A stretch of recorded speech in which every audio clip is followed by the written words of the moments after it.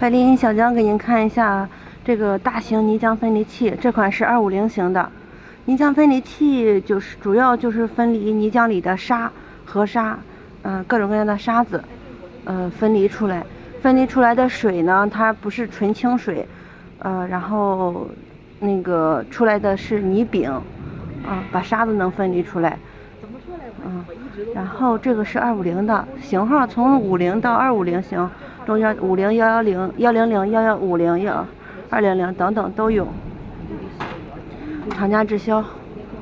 然后这是泵，上面是两个旋流器，这是个电控系统。